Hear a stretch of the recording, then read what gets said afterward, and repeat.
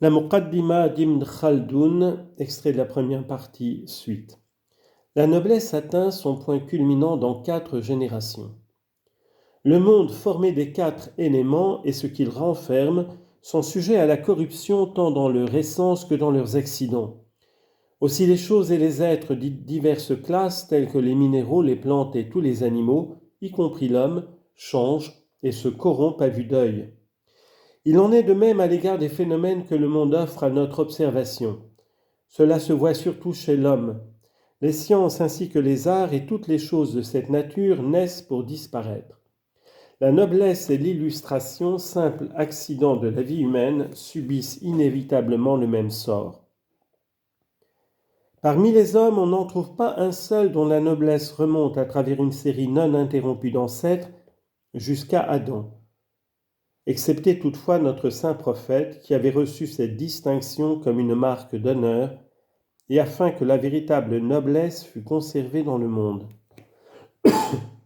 L'état qui précède celui de la noblesse peut se désigner par le terme d'exclusion.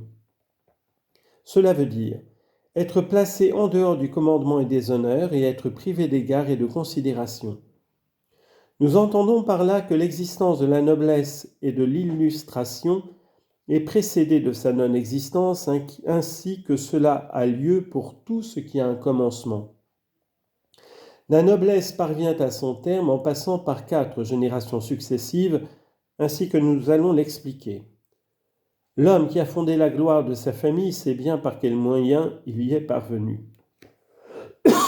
Aussi conserve-t-il toujours intactes les qualités qui lui ont procuré l'illustration et qui la maintiennent.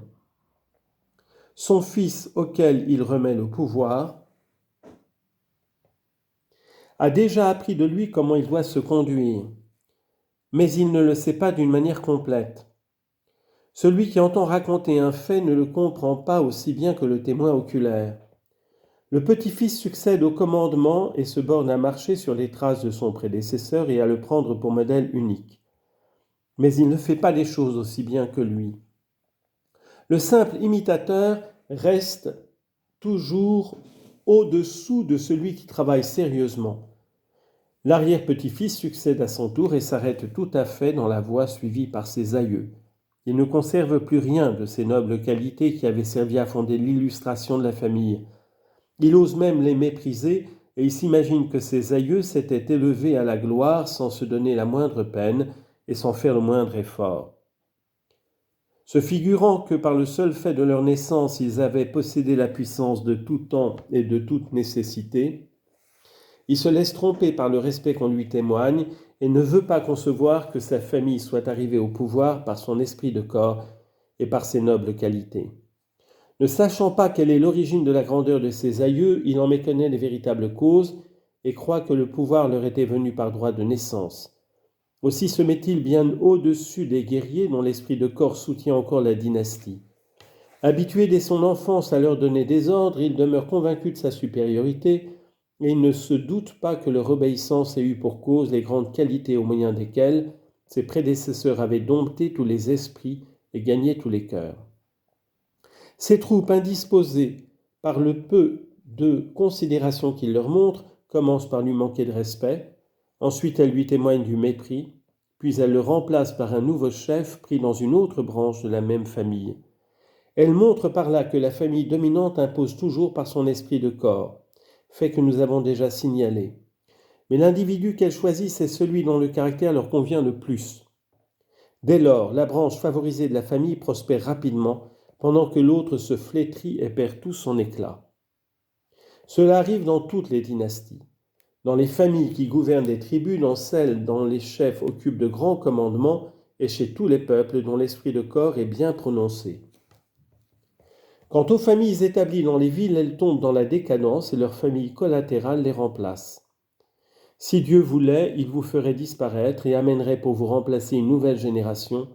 Pour lui, cela ne fait aucune difficulté, comme le dit le Coran, sourate 4, verset 132.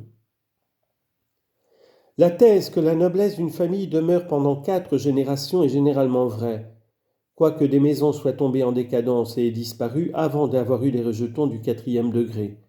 d'autres en ont du 5e ou du 6e degré, mais elles sont déjà en décadence et sur le point de s'éteindre.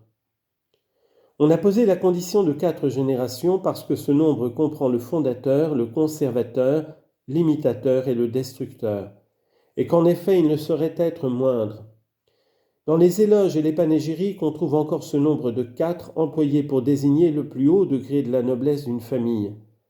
Notre saint prophète a dit « Le noble, fils de noble, fils de noble, fils de noble, c'est Joseph, fils de Jacob, fils d'Isaac, fils d'Abraham. » Cette parole indique clairement que Joseph avait atteint au point le plus élevé de la noblesse.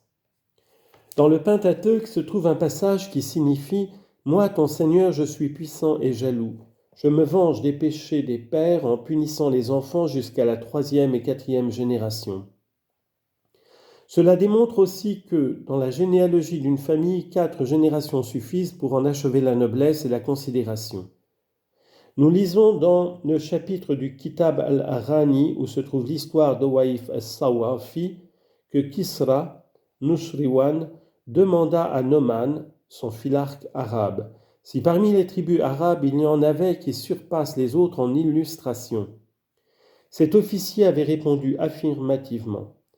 Le roi voulut savoir en quoi consistait cette illustration. Noman lui répondit en ces termes « La tribu est déjà noble, qui a eu successivement pour chef le père, le fils et le petit-fils. Si le commandement passe ensuite à l'arrière-petit-fils, rien ne manque à l'illustration de cette tribu. » Or c'était de sa propre tribu et de sa propre famille qu'il voulait parler.